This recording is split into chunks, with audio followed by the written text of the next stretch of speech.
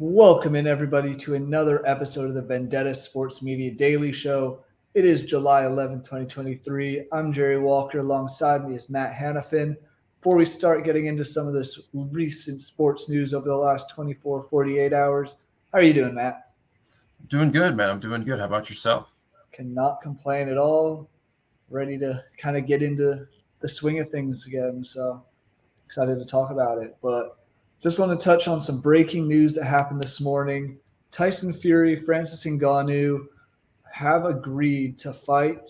It'll be a boxing fight. It'll be October 28th is where it's being reported in Riyadh, Saudi Arabia. Saudi Arabia gets another thing going. I don't know your thoughts necessarily on this idea, Matt, but former UFC heavyweight champion and Francis Ngannou going into the ring to fight lineal champion in the heavyweight boxing, Tyson Fury. With it being boxing, I don't think Ngannou really has much of a chance. I was gonna say the same thing. That's what I was thinking when I saw it. I was just like, that's the difference between. I mean, at least I'm not as big of a MMA/boxing head as like you or definitely James are. But when I just look at it from that perspective, like I remember watching Mayweather versus McGregor. I mean, I know it's two different like fighters, but just when I look at it from like, okay, they're good. No, they're not going in an MMA ring. Understand me? So I don't think Tyson Fury would do that. I don't think many boxers would do that. No. And so usually it's MMA going into the boxing ring, and that's where I'm like, okay, like you're going up against probably one of the better boxers in recent memory, right? I mean, you know more about this than me. Yeah, Fury's kind of dominated the heavyweight side of things for a while. Announced he was going to retire a little bit ago, then came back, had another fight. Now he's fighting Ngannou. I really think this is more of a money chase than anything else, kind of like what we've seen a lot with boxing recently.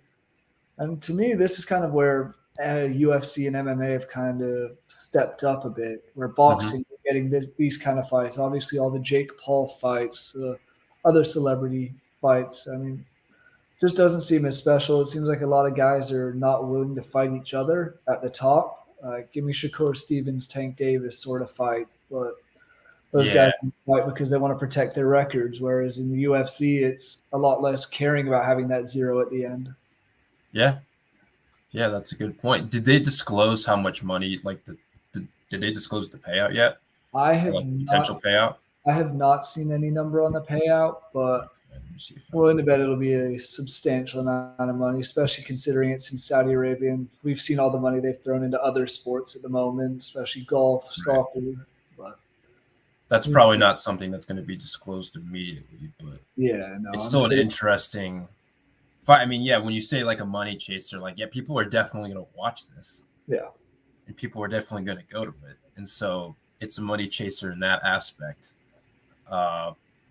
It's still a few months away, obviously. So both fighters still have time to prepare and train and everything. But it is an interesting, like, yeah, as you mentioned, one of the best heavyweight boxers, at least in recent memory. I'm looking at it right now. 33-0-1 for Tyson Fury. And for Ngannou, it was, I think, 23-3 in the MMA. Yep. But it is just it is an interesting that like when something like this happens. I mean, it's not very common, but from a very casual outsider's perspective, like myself, it is something that does intrigue me. Yeah. So, but I just wonder if there's ever going to be a time where a boxer goes into an MMA ring, because I think we both know how that ends up. Yeah, I think when it's not just standing on your feet and you can actually get taken down, you can get elbowed, kneed, all this sorts of stuff. I think the boxer will be at a substantial disadvantage. Yep. That's why I was kind of surprised to see at one point before this fight was announced, there was rumors of maybe John Jones and Fury doing something where they do a boxing fight and then one in the octagon. Right.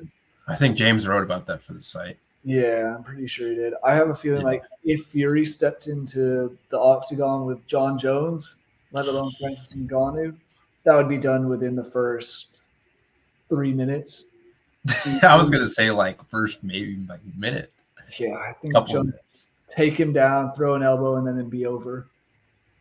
But I wonder if that will ever be a thing. Not to say like it would be fun or entertaining, but I wonder if that will ever be a thing instead of MMA understandably going into a boxing ring, which makes it much less daunting on the body. But Yeah, I think it would be interesting to see. And I think at the end of the day, like money speaks the loudest and yep, everything. Boxing can pay substantially more, it seems, than right, MMA, even right. outside the UFC. So we'll see. But we can move on from this. Last night was the home run derby. Did you watch that? Yes, I did. What were your thoughts on that? Because, I mean, it's kind of historic. Obviously, Julio Rodriguez hitting 41 home runs, the most in one round. And then Vlad Guerrero Jr. becoming the second Guerrero to ever win the home run derby, making him and his dad the first father-son duo to win it. He set a record in the final. So what did you think? I thought it was. I mean, it was cool seeing Julio do. I mean, I remember like him in the first round. Like, you could immediately tell after 4, 5, 6 pitches for Julio that he was going to get at least 30 because he was just right from the jump. He's just sending them. He's just hitting tanks. But like even the guys who got eliminated, like Adley going switch hitting, like he went lefty for the first 3 minutes, and then when he gets that, I think he got the 2 440s, and so he got the extra 60 seconds, or maybe he just got 30 seconds. I can't remember, but he hit like 6 or 7 home runs then from the right side, and that was a lot of fun. And then all of a sudden you see Luis Robert come up, and he just has effortless power. I don't remember what he finished with, but he finished with over 30 in the first. Yeah, or no, all he had to do was break Adley's, and so his was like 28, 29, something like that. Yeah. It was fun. That first round alone was just and seeing Adley Rushman do what you just said, where he goes our first 3 minutes batting from the left side, then decides to switch it up and goes something like 8 for 8 from the right side in that bonus time. Yeah, it was something like that. But then again, like a guy again watching Julio get 41, and then him going up against Pete, like even heading into it was all the more interesting because it's like, all right, Pete's this, I think 2-time home run derby champion, and like he's one of the guys that like really gives a you know what about the home run derby. And so Julio just coming out and just immediately setting the tempo in Safeco. I mean, he did run out of gas in that second round against Vladdy, and I had Vladdy winning it heading into it. I just had a sixth sense. It wasn't like I wasn't really basing it off of anything. I just thought Vladdy was going to win. I'm with you as well. I put some money down on that, and that was nice. Yeah, I mean, I actually didn't bet last night. Okay. So I probably should have. Again, it's the bets that you don't make is the ones that you get correct. Exactly. But it was, I mean, other than like, it sucked because Adolis Garcia, I can't remember who was throwing to him. It was like their third base coach.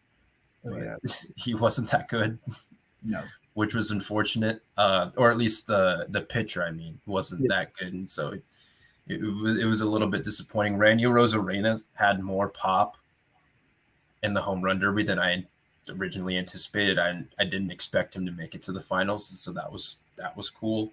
And he almost beat Vlad. I mean, he got to I think 23 and just came just short of Vladdy's. I think 25. He just ran out of gas in that final. Yeah. I mean, obviously he had 35 in the semifinal. Right. That's a lot of swinging. And then he had something like 40 minutes between the end of that and the start of his next one. So definitely cooled off a bit. And in that final, I'd say Vlad, his benefit was he could hit that ball 440 feet to get the bonus time. And Rosarena could not.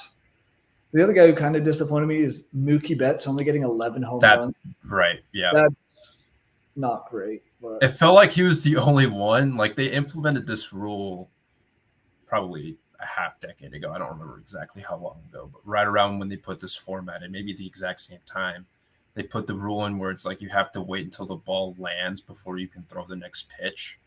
And like you could clearly see at least last night and like the last couple of years, like no one's abided by that. Like that's just kind of been one of those things that like no one enforces, which is fine. I don't care about that. But it seemed like Mookie was the only one to actually abide by that and like follow that rule because his tempo, it felt like was so slow. And then at the same time, like he just doesn't have the pop to get to 440. which definitely hurt them if you're going that slow. And so that I agree. That was a little bit disappointing. And then it was funny, JD coming up at the end, just being like, dude, like you got to like spray the ball more or something like that, something along those lines. And Mookie's like, I can't, like, I have to pull everything.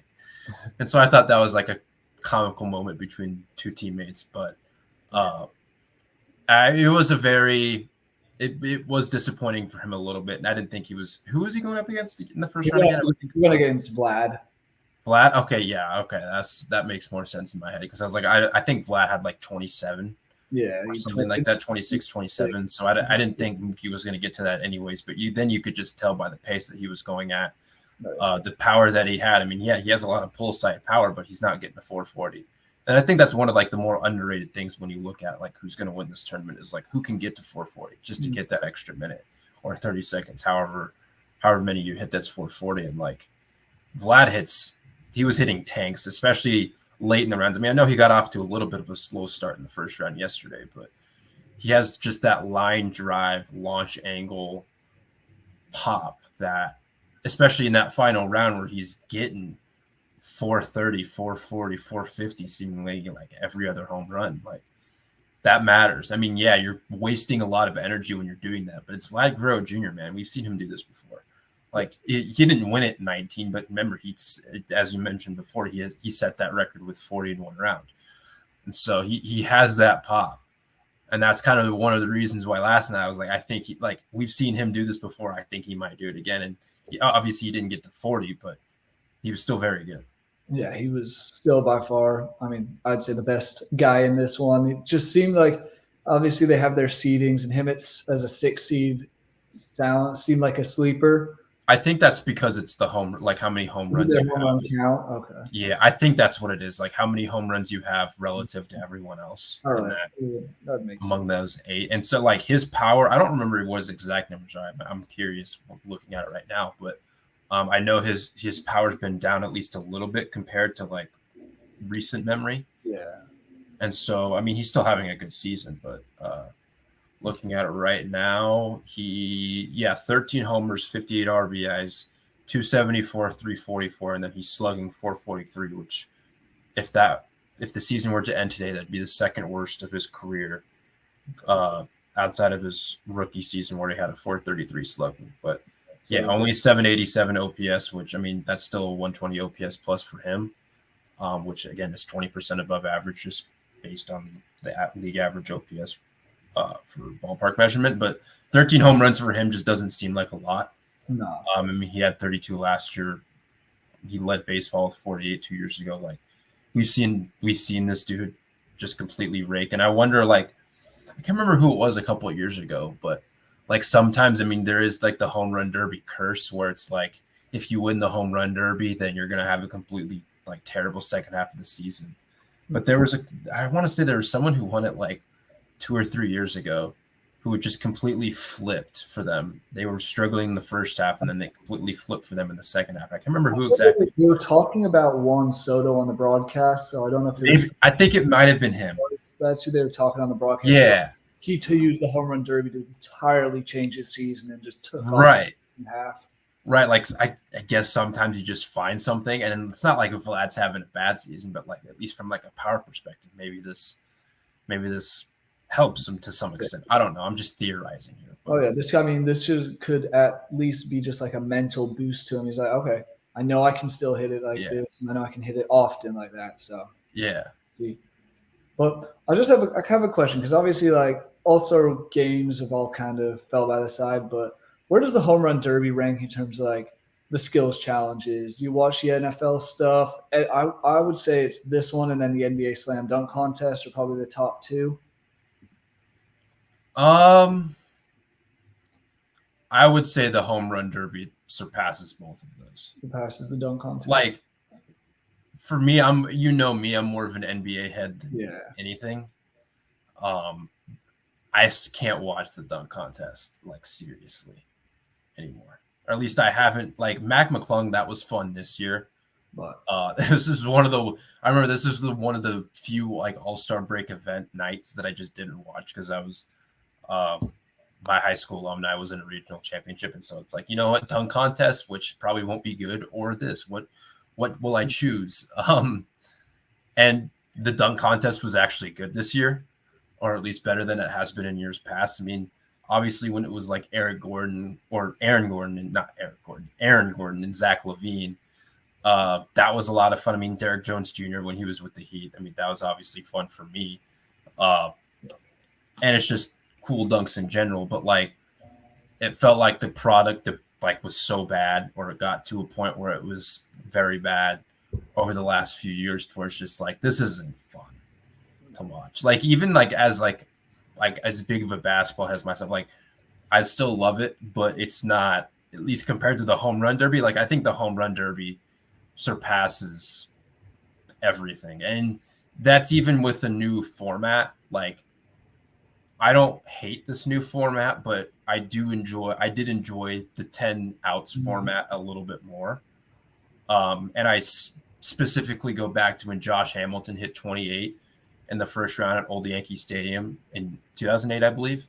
And like I remember watching that as like a little kid, and I was like mesmerized, because it was just like every single hit, like you're not, it's not like you're throwing a pitch, he's hitting it, and then 5 seconds later he's throwing another one. It's more like you're enjoying the home runs that are being hit. And so just from that perspective alone, that was like an oh wow moment as a kid. Like I wonder like last night, how many home runs would Julio Rodriguez would have hit, like if he had the 10 outs? Like I don't think he had 10 outs in the first round, but what would his number be if that were to be the case? Mm-hmm. It's just I think they could still put the competition, like you can still mix, like, okay, we're doing 10 outs, but we're going head to head. Like the first guy, like the guy with the most home runs after the 10 outs advances to the final round. I think that's what they did before. But actually, no, they did like the most home runs for everyone out of like. Yeah, I think everyone was competing with each other in the old one. Yeah, okay. Yeah, I'm misremembering, but regardless. No, but that Josh Hamilton one was special. I think that's like the home run derby I really remember watching, and it was just so cool because like this one, it's just throw, hit, throw, hit. That one, he easily just took his time on every swing, made sure he had everything right, and just the crowd itself would admire every single ball that was hit. Right. That's the enjoyable part about the home run derby, at least from like even in this new format, but even more so in the old one, where it's like you can enjoy every single home run. Yeah. Because it's like it's just a mesmerizing experience, especially when you get guys like Vladdy and Julio. Like those dudes got pop. Mm-hmm. Like if they're hitting at 440, 450, like enjoy it. Yeah. Like, and I think the crowd still does enjoy it when they hit home runs every, 5-10 seconds, but you can more so enjoy it if it was 10 outs. But I'm not complaining about the format. I don't mind it at all. No, I know someone that is upset with the new format is Trey. The new format. Clearly not a huge fan. I mean, hard to blame him. I do love the 10 outs, but yeah, seeing these dudes, because I mean, I'm just thinking, seeing these guys hit 440, 450, we see it with Vlad every couple at bats or every couple hits here. If he takes his time, he's hitting 440, 450 every single one. Perhaps, yeah. Nuke after nuke after nuke, and everyone loves the long ball, so yep. Stick with that. Chicks dig the long ball, man. Do dig the long ball. I want to move to the All-Star game itself.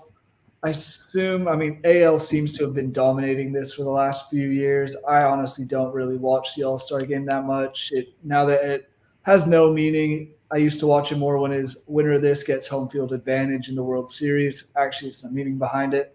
Now to me, it just feels like another All-Star game across all the other sports. But do you have any expectations, anything you think you'll see tonight? Well, Garrett Cole's starting, so that's fun for me. Yeah. That's like the one thing. I mean, like Judge is hurt, so I mean, just from like a biased fan perspective, that's that's cool for me. It's unfortunate that Shohei can't play. Who are the Yankees All-Stars? Huh? Who are the Yankees All-Stars this year? Just Cole and Judge. It's just Cole and Judge. I believe so. At least I Yeah, completely missed something. I mean, yeah, their team hasn't been very good this year, at least relative to expectations. So, I remember or seeing relative to what their usual benchmark is. But I think it's just those two. I remember seeing something that was like your bullpen is the best ERA in baseball, but not a single reliever was selected.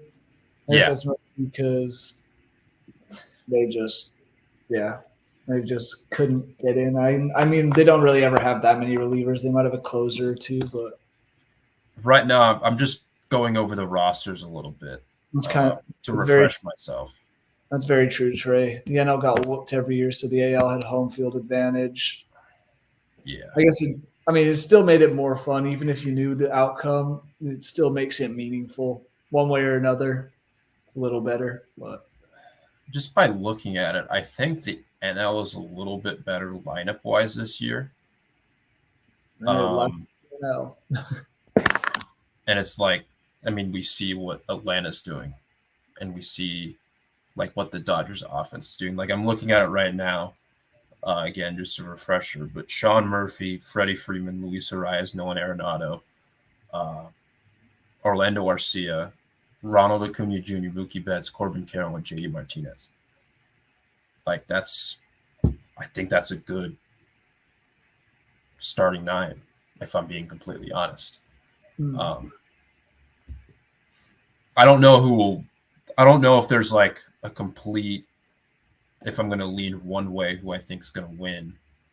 I mean, the start just for the AL, just to give perspective, it's Jonah Heim, who's having a great season with Texas, by the way.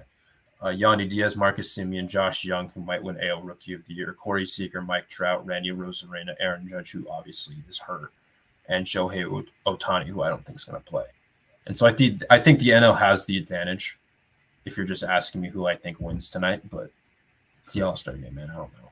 Yeah, exactly. I mean, I'll watch it. I'll enjoy it, but I'm not really pulling for one side or the other. I have like a complete, like one side's completely going to dominate over the other. I mean, it's always interesting to me how they manage these pitchers, because it's like you have a gajillion starters plus a few relievers, and it's like you can't use everyone. And so how do I know who the AL pitchers are going to be in the third, fourth, fifth, whatever inning versus not? Like, again, I'll enjoy Garrett Cole pitching in the All-Star game, because that's the one moment of joy that I'll have from this, just from my own team's perspective. But outside of that, I'm like, I mean, I'll watch it. I'll enjoy it. It does suck that it's like they're not playing like an incentive, but it's just bragging rights pretty much at this point. This is what I think. You just get to watch good baseball. Like, that's the one thing I like about, again, the MLB All-Star break and All-Star game versus the Pro Bowl or the NBA All-Star game. It's like, you can't bullshit the All-Star game in baseball like that. You can't have pitchers throw like 70-mile-per-hour lobs and just expect home runs being hit. Like, these guys, like, everyone actually tries. And that's just the fun part of it. Like in the NBA, like you see how they play defense in the All-Star game for 3.5 quarters until they have the extra incentive in the final. Like, it's not at all enjoyable. No. Like baseball, like these guys actually give a what. Like they actually care. Yeah. And you have to, and you can't BS it, because I'm not gonna just go up there on the mound and throw 70-mile-per-hour eephus pitches and just hope you hit home runs or whatever. Like, that's just not how it works. Like, pitchers and hitters still compete in the Major League Baseball All-Star game, because they have to. Yeah. And so, like, that's, I guess, from like a fan, even though my team has one All-Star in it, or at least 2 All-Stars, but one who will be playing in the game, one who will actually be there. Like, from that perspective, like that's what makes it fun for me, at least. Outside of them not playing for home field anymore. But yeah. I mean, the only thing I like about, like, do I agree exactly that it's every team should have an All-Star? Some of them definitely aren't worth making the All-Star game. But I'll take it. Rockies get Elias Diaz there. Don't know why or how he's an all-star, but I'll take it. And like that's like what you're saying. It's cool to see whatever team you support, you do have a player there. Usually they are active and healthy for that because they make sure, but just something cool to watch. And that's one I've gone back and forth on. Yeah, but that's one where I'm like, do I really think the team should just be getting like, I don't even want to throw this word out there because I'm going to sound like someone, like an old man screaming at a cloud, like that game, but like a participation trophy for the All-Star game, even though they're not getting. Why is Michael Lorenzen an All-Star? Yeah, right. That's the name I was thinking of. Like, I'll say like he hasn't had a terrible year, but like even he was surprised that he was in the All-Star team. If you read those, right, right, like he has a let's see what his numbers are. He has like a 4-something ERA. It's like a 4.3, 4.4, I think. Yeah, like he got off to a good start to begin the season. I mean, I know he's tailed off a little bit, but like when you look at like the All-Star voting, he's not high up there. He's this year in 15 games, he's 3-6 with a 4.03 ERA. That's not bad. What's his ERA plus? Or do you have that on the site? I will pull it up. Because that's on reference, but okay, I'll go to reference right quick. You said ERA plus? Yeah, ERA plus. Can't be that bad, right? It's probably around 100. Just by the number. Oh, there it is. Yeah, 105. Okay. All right. That's I don't know. Is that good?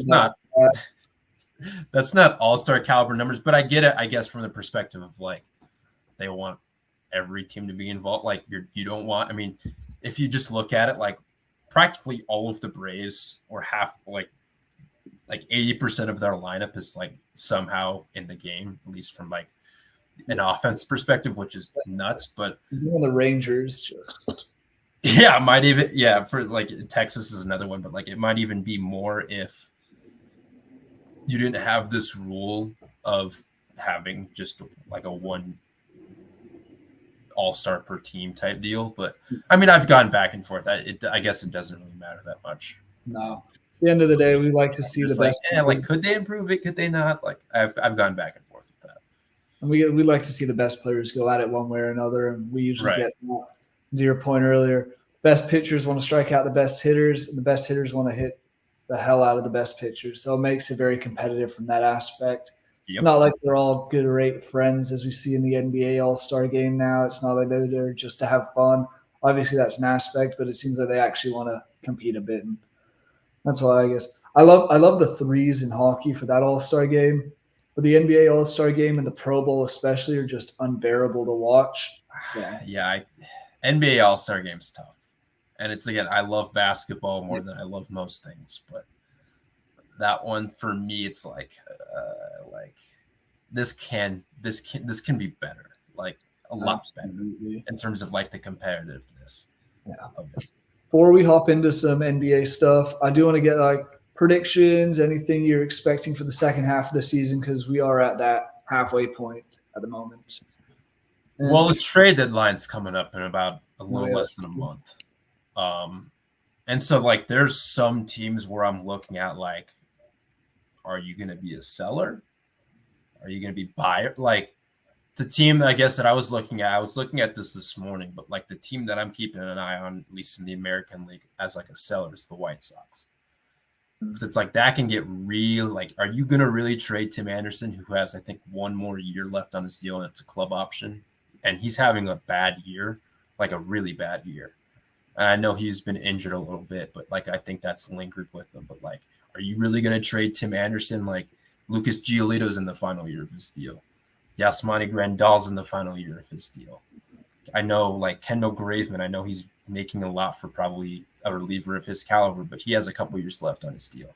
You could trade, like, Ronaldo Lopez. Or, speaking of home run derby, is there a world where Luis Robert gets traded?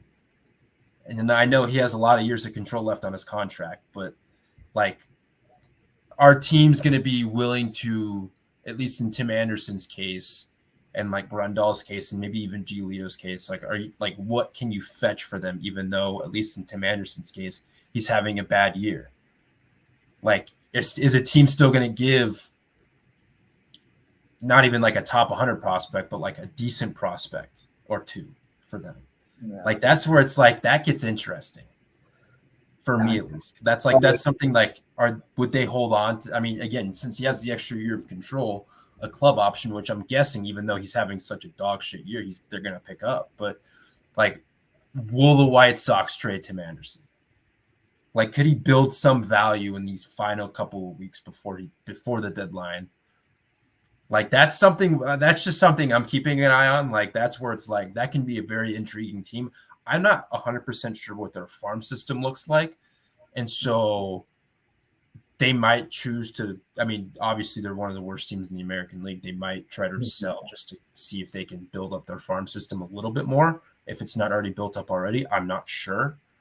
But from like considering how bad they've been this season, they may not be able to fetch a lot for like a Tim Anderson, or like Giolito's been better the last probably 6 weeks, 8 weeks. Like he's having a much better resurgent season. Maybe not to his standards. Like he's probably not at the level he's at, to where like he was a Cy Young candidate just a few years ago. But I know in the NL, there's two teams that I want to kind of get your thoughts on, of ones that I personally think could be sellers. It'll be interesting to see who they sell. Are the Mets and the Cardinals. So obviously Mets went all in, it seems like, spent so much money, and they're just not doing too well. 18.5 back of the Braves. Second worst team in their division. It's not been good. I think I read something that Max Scherzer is potentially willing to waive his no-trade clause, but he's also just been not good this year. No. He has been terrible, so I don't know if they would even be able to get much for him or anything. I'm looking at it right now. I mean, the guys who are on expirings for them, not to say expirings is like the end all be all, but like the one tradable guys like David Robertson, who's making $10 million a year this year, but like, I don't know if I don't think they're not going to trade Lindor. They're not going to trade. I don't think they're going to trade Scherzer or Verlander, who are making $200 million combined over the next 2 years.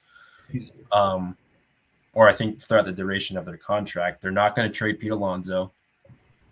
I don't think so. I don't think Cohen would do that. And the other one was, what about the St. Louis Cardinals? You think there's anyone there that they could potentially trade? I was seeing maybe like Jordan Montgomery, or who's the other one? Do you think they would trade Arenado? That's the one that's been on my mind because as a Brock. Do you think they would trade Arenado? I don't think they even could. We had to pay them $50 million to take Arenado. That contract is just so absurd that. But he's not bad. That's the thing. Like, he's been one of their best players this year, even though, their team hasn't been good. I mean, there was a stretch in mid to late May, where they looked like they were turning the corner a little bit, but like June was just, again, not a good month for him. It was a subpar month. But like, because he's making what I'm pulling up the contract now. His contract's 8 years, $260 million. So he's making like $32.5 million a year, it seems. Yeah. His adjusted salary. Okay, yeah, his adjusted salary 13, 24, 21, 16, 15, because he's front loaded. I mean, it's a declining contract in terms of like base salary. He does have the no trade clause. Oh, okay. I believe he could waive that. But that's something to take into consideration. Like, would he be willing to stay? Like, is there a world where they trade Paul Goldschmidt?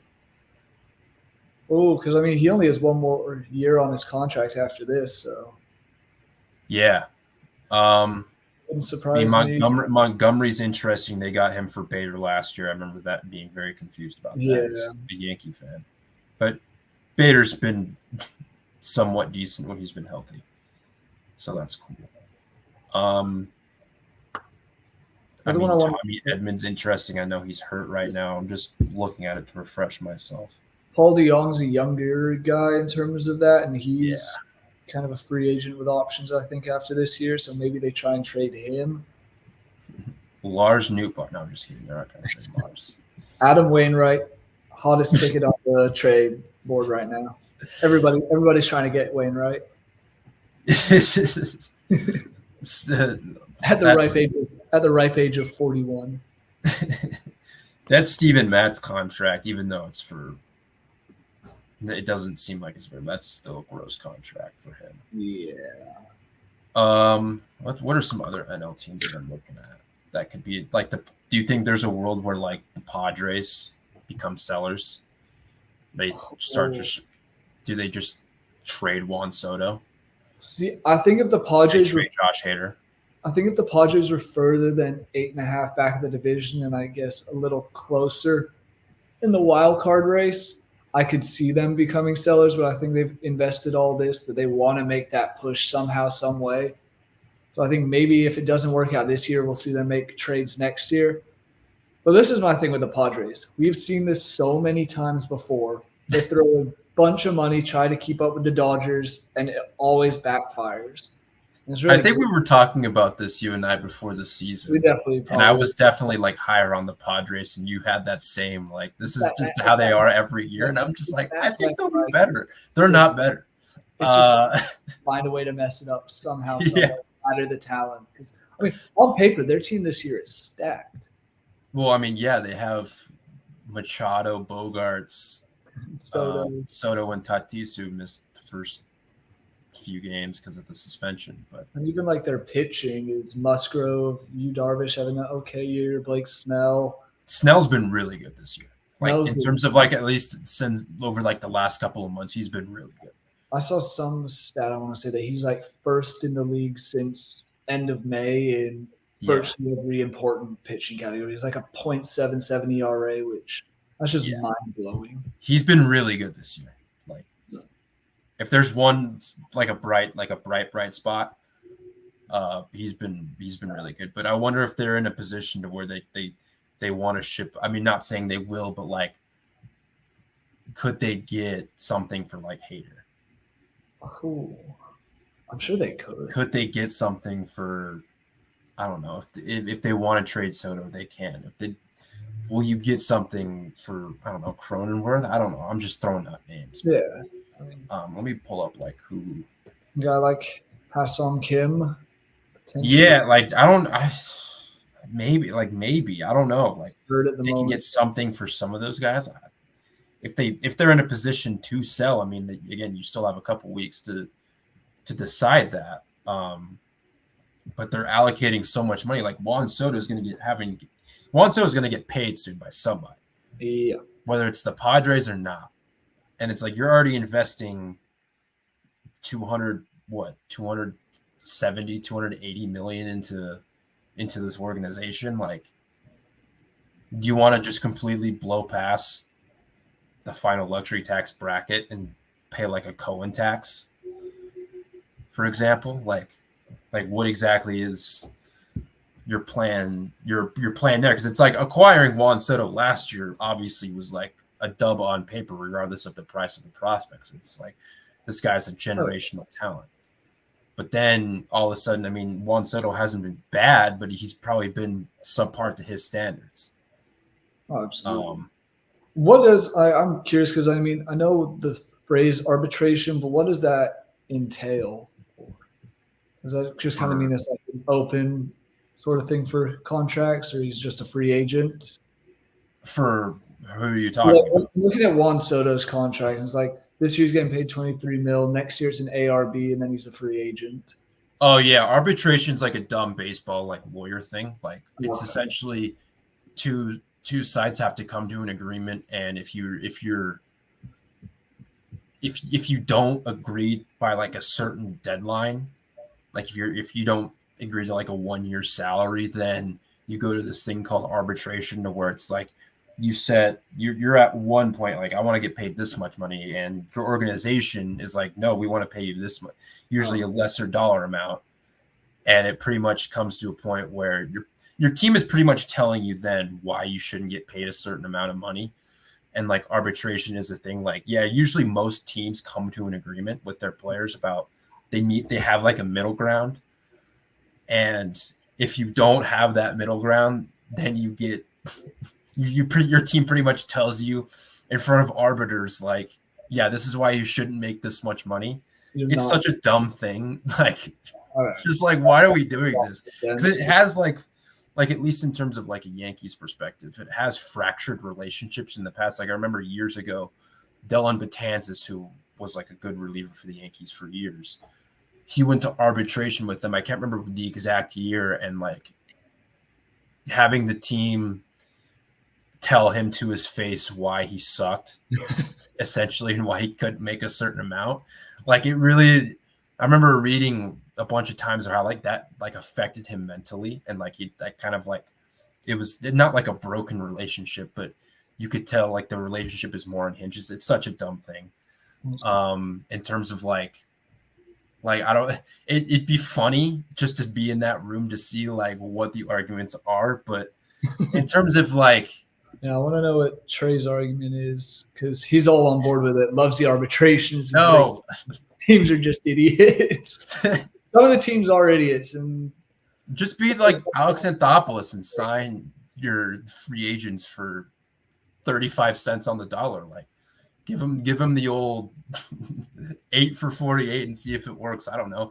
Again, I don't know why Ronald Acuna and Ozzy Albies accepted those contracts, but that's just a different discussion for a different day. But like you could easily avoid arbitration if you are a smart team, just being like, yeah, we'll give you like an extension for like the money that you want if you're willing to negotiate that. But in terms of just the arbitration process in general, it's so stupid. Like you can bypass arbitration by just giving him the extension or meeting at the middle ground. Like usually it's the difference between like a couple $100,000. And it's just like, are we seriously going to arbitration for like this puny dollar amount? Like what are we doing here? But again, most teams come to an agreement. Like they come to a middle ground with their free agents. But Juan Soto is going to be getting paid one way in or excess another of 35, 40 million a year. Probably some team's going to give it to him. That's the question about the budget. I guess there is no salary cap in baseball. It's just that luxury tax, which makes it interesting, but also from an outsider of like the big couple teams, it makes it hard to watch at times because there's no way. I'll just say it with the Rockies, no way they can feel this team anywhere remotely close to competitive with the amount of money the Dodgers have, even the Padres, the Giants. Can we have a luxury, or can we have a salary floor, please? Instead of like a salary cap for baseball, at least. Like it annoys me why good teams or like organizations pay a lot of money for players. Like that personally bugs me because it's just like they're at least trying. And it's like, as we see in the Mets case or in the Padres case or like the Yankees case, like, yeah, sometimes you allocate your dollars poorly and you look stupid in the end having this super big payroll. But like, why are we all of a sudden like not punishing teams like the Rockies or like Cleveland Guardians or like the Tampa Bay Rays or Oakland A's? Like you can go on and on about like teams who are paying such a like bottom barrel salary, like the Orioles for years. Like, why are we doing this? Like, can we have a salary cap floor or at least have like a punishment for teams who don't? Because at least that way, then it would make these teams a little more, not necessarily competitive with the big teams, but like it'd make them more competitive and they'd actually put money in. Because that's my biggest issue about the Rockies. On a slight rant real quick is the owners, as long as those owners are in charge, the Montford brothers, nothing is ever going to get done. They spent more money on building this hotel place outside of Coors Field than they have put into the team in the last decade, it feels like. So they're just one of those examples of they don't have any interest in making a winning product. All they want is to make a good area and sell tickets. And somehow the Rockies do continue to have pretty decent attendance numbers because it's just a nice stadium, I would say. But it's like the product on the field is so bad that it's not even worth anything. There was a point this season where I could buy Rockies tickets for $1. That's actually kind of cool. Like, not gonna lie. I mean, obviously but it's still not good. But like from the other side of things, it's just they're so bad that they're just trying to get people in the door. And it's not good to do with that product. Obviously, you saw the MLB draft when the A's were had their first pick announced. They were chanting, "Sell the team." Then Montford messed up the guy's college that they drafted, so that was Grand Union Grand University. Union University. Very close. It's right next to Grand Canyon, but that was funny to see. Yeah, that was a tough look. And it's just like I went to an A's game last year. It was A's Yankees. It was like August of last year, and it was like 70% Yankee fans. And like Yankee fans travel well, and because there's a lot of them, but even then, it's not even it again. But we saw it this year. It's not even like they don't have fans. It's the ownership. Like they're not willing to show up because of the ownership. Yeah. Like we saw the reverse. What was it, the reverse protest? Is that what they called it? Like something like that. That was cool to see because it was, and it was cool because it came in like the best stretch of their season. They had that 7-game win streak. Yeah. Or like that was the stretch where they had that 7-game win streak and they'd show up against Tampa and win that game. And like Dom, one of our own, Dom was at it.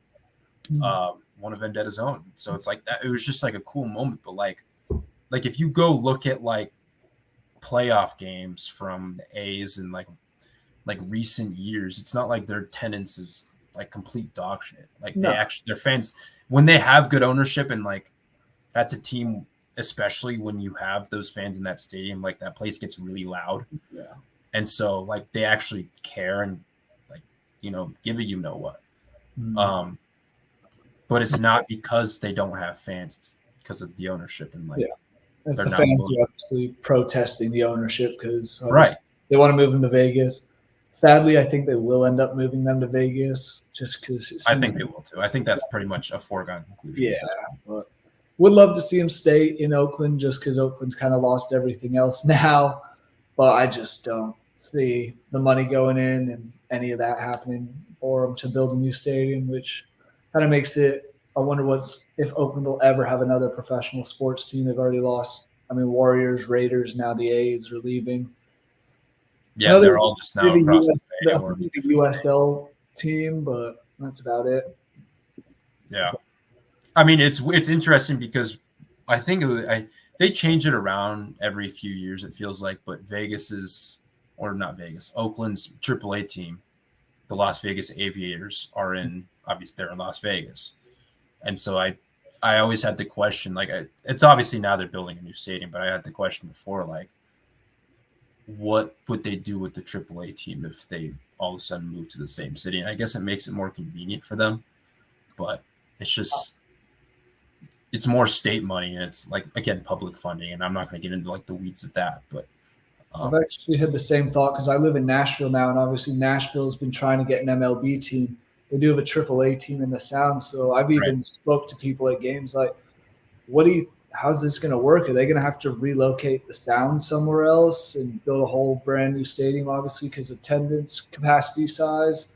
Right. If MLB does come here, but it's all kind of just that weird thing, which it looks like might be happening with the A's move to Vegas. Right. Again, I think just as far as I know, they're going to stay there, but who knows?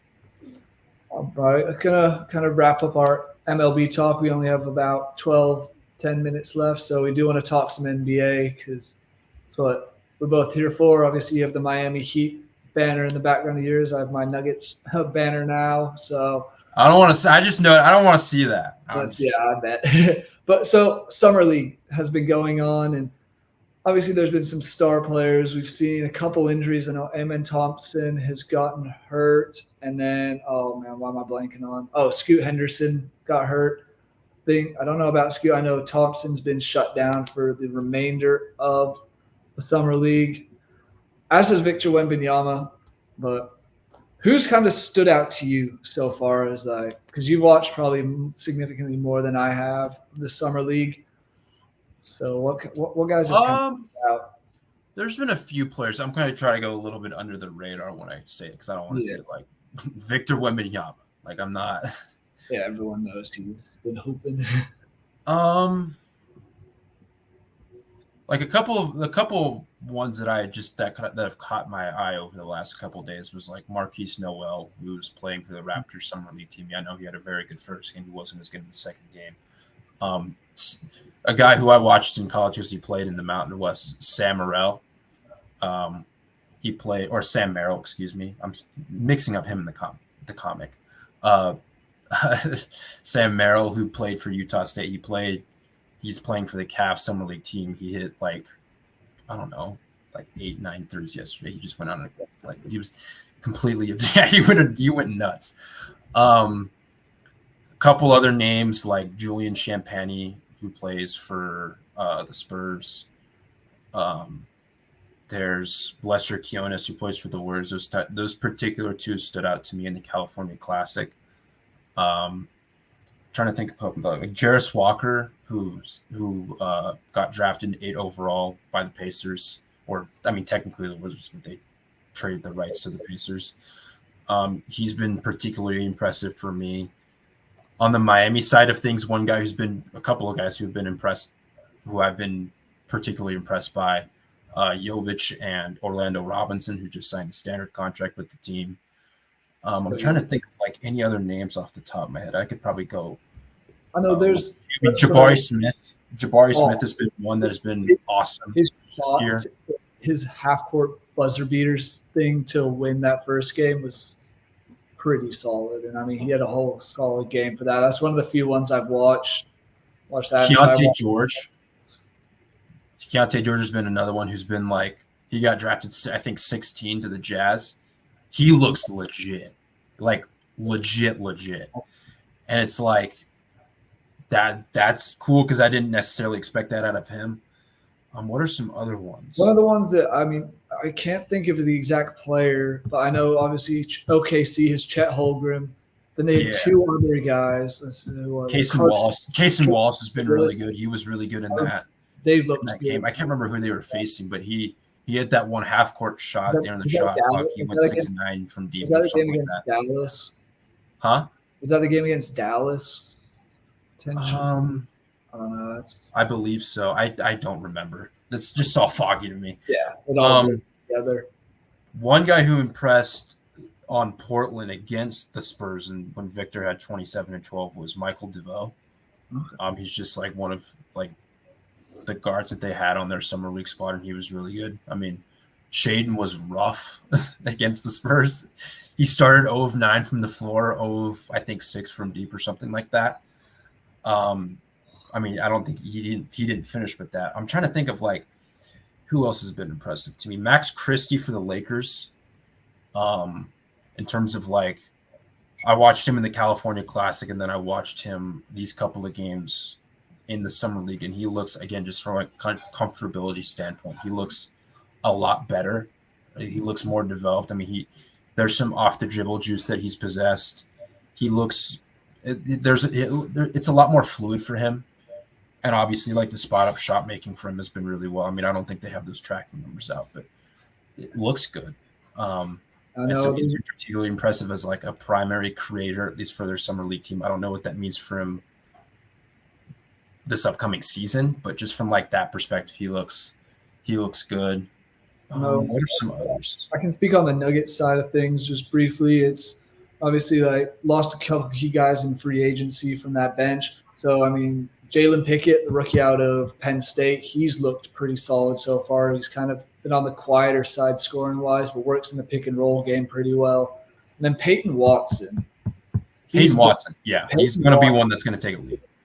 I think he can fill in that 7th, 8th guy off the bench, or 7th, 8th man spot of that Bruce Brown, Jeff Green had, because even in the few minutes he had last season in the NBA, he was electric, shot blocking, and just an energy guy at both ends of the court. And I think that's something the Nuggets will need to have this upcoming season. And there's one other guy that's apparently that I've seen playing well. I can't put my Hunter Tyson. Clemson. He's been pretty decent from what I've read and seen numbers wise of so far, but his summer league. So, I'm trying to think of any others. That have really stood out to me. Andrew Nembhard for Indiana has been good. Saw something. Who's the Arkansas guy? Was it something Black? Anthony Black. Anthony Black. Is he? Anthony Black's been looked good. Jordan Walsh, I think, for Boston has looked pretty solid in his first couple of games. There's a couple other Arkansas guys that I'm missing. I watch a lot of Arkansas. Why am I missing them?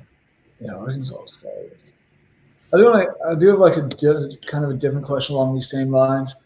How good do you think Chet's going to be? How good do you actually think he'll be in the NBA?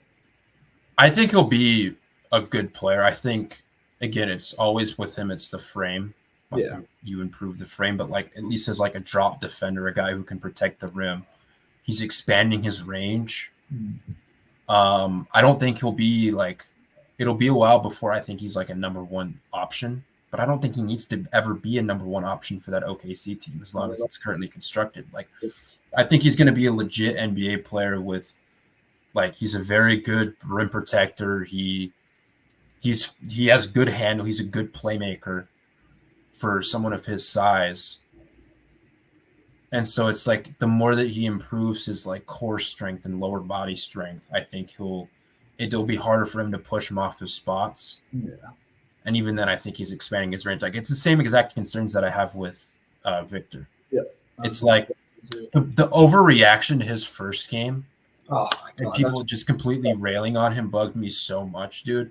And it's just like he hasn't played in a month or so. He's been focusing on the draft. Right. Summer league. It's not like he's playing 100%. I would assume he's not. But even then, like once he begins to improve his frame, like the more core strength and the more lower body strength that specifically he has, he's going to be able to establish position within 10 feet. It's going to be harder for him to push him off those spots when he gets in the low post. Oh, absolutely. And then defensively, he already looks awesome. And so it's like, I don't really, there's definitely upside there, but he has an incredibly high floor defensively already.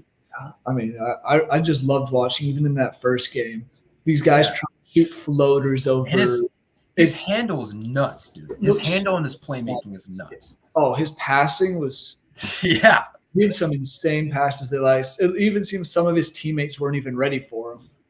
That he was just dropping dimes and they weren't expecting that. So he's going to be fun to watch at every aspect. I do agree. I think he needs to bulk up a little bit, but he's going to bulk up. Yeah. And that'll come. He's 19. Yeah. He'll get bigger. There's one NBA thing I want to talk to you about before we close this out, because a piece of news came across my desk yesterday that intrigues the hell out of me. Okay. The Indiana Pacers are interested in Pascal Siakam. Oh. And that to me is like that to me is like, I don't know how true all of this is. But I know, Siakam's been involved in rumors throughout this offseason. A lot of it was just linked to Atlanta. I don't know. Atlanta doesn't really have the pick compensation, I don't think, to have a deal with the Pacers or to have a deal with the Raptors that makes the Raptors happy, like to satisfy them. Like I think Masai would want a lot more. And like the best one that I could come up with was like DeAndre Hunter, Clint Capella, and like AJ Griffin, or even like Kobe Buffkin, who I think is still yet to sign his rookie contract. Like that plus the 2024 Sacramento pick that they have, like in like a 2029 pick. Like that's like the best that I could probably do. Maybe I could throw in more salary, but like the Pacers, that's interesting as hell to me, because it's like they have all of their first round picks through 2030. They can't trade Tyrese because he just signed the Supermax, and that comes with like you can't trade someone for a year when he signs that. But they can still trade Miles Turner if they want to. I don't think they would. But like you can get like a Buddy Hield, Ben Mathurin. Maybe you want to trade Jarris Walker. He may have signed his rookie contract already, but like that could be official in 30 days if they did that already. I think they did do that already now that I think about it. A crap ton of picks if you want to. They have you may even want to throw Miles Turner in there. Like, I don't know, but that feels like I don't know how substantial this rumor is. I don't know if that's something that would attract Toronto. because I know, I mean, Masai's come out and said that he doesn't want to trade. Like he's kind of holding his own assets, and he didn't flip him at the deadline for anything. Like I don't know how much I believe front office members when they say they don't want to trade someone because it feels like they just trade someone, because it's like they want to maintain that leverage. But like I think it was Michael Grange, I think that's his name. Yeah, I'll have to look it up later. But like Sportsnet, Canada, a reputable news outlet in Canada, they had a rumor yesterday to where they haven't had contract discussions yet, and like Siakam's apparently not at Summer League, which I guess to them or to some people that means that he's not even looking to like extend with them, or he's not willing to have that discussion yet. He's more so on the trade block than he would be if he were to sign an extension. And I think he's entering the last year of his deal, or he's going to be expiring soon, something like that. I don't know what his exact contract situation looks like, but just that to me, like the Pacers, I think would be a very fun option for him, because I think with the amount of creation and shooting they already have with Halliburton, I mean, I know Buddy Hield would probably be one of the guys out the door just for money matching purposes. I mean, the Kings, they can keep both of them. Yeah, the Pacers have $7.5 million in cap, and so you have to get to that 30.5. I think the max they would be able to go is that $30.5 million range. And so that's just an interesting like option to me. Like I think he would fit really, really, really well with Indiana, especially next to Tyrese Halliburton. And like they're in a position to where Siakam would be in a much more favorable like guy setting him up. Like again, with the amount of creation that they already have, I think more so than he would if he was in Toronto this last year. And so it's just an interesting option to me. But like I saw that yesterday, and it's just like that's a really like Siakam in Indiana is a really, really fun thought, because I mean he's a capable enough defender. He can create his own shot to an extent. He's a solid self-shot creator, but he would be in a position where he's playing next to Halliburton, maybe Andrew Nembhard's still there, and you'd be able to put him in more favorable positions. That it would be a lot. That to me would be a very, very interesting landing spot for him. That is, and I mean, Trey kind of made the comment now that why didn't they keep Sabonis if they want Siakam? They're two completely different players. Yeah, but that brings me to the team that I had seen some potential rumors on at one point in time this summer is the Kings. After Fred Siakam? Yeah, I saw a couple things about Kings potentially. It might have just been Kings fans wanting them to go after Siakam. Maybe. I don't know how that would have looked. I don't know if they even have the possibility to get it, but that would just interest me a little bit. But the Pacers one's kind of I like the fit of it. I think the Pacers one would fit really well. Obviously, Hawks are going after him. I don't think the Hawks would be as good of a fit. But it doesn't surprise me that I would think he'll leave before the season starts, just because it seemed like they got rid of Fred VanVleet. This is the last guy, but maybe they want to hold on to him, like you said, to the deadline. Or not those. Maybe. I mean, Masai's a tough negotiator. Again, he's one of those GMs that doesn't want to lose a deal. Yep. And so, you obviously can get a third or fourth team involved in something like that, but I don't know how substantial that would be. Absolutely. Matt, I am going to wrap this up unless you have any final comments or anything. I'm going to head out shortly. No, I don't. Well, I do not. There we have it. A little bit of fighting, some MLB, some NBA news. Thank you guys for watching. From Matt, from me, from the rest of our Vendetta team, go check out all of our other stuff on the website. Check out our Twitter page. Subscribe to YouTube. Subscribe to Twitch. Follow us on Threads. Threads? Yeah, Threads. Do we have a Threads? Yeah. We do. Okay. I still don't follow us on Threads. I still don't quite understand Threads, but it's like the Instagram. It's an Twitter I don't know if Instagram owns it, but it's like an Instagram knockoff of like Okay. Twitter. All right. Well, follow us on Threads. It's like linked to Instagram, but Well, yeah, it's practically just a second Twitter. Have a good one. Thanks for watching, and come back for another episode tomorrow.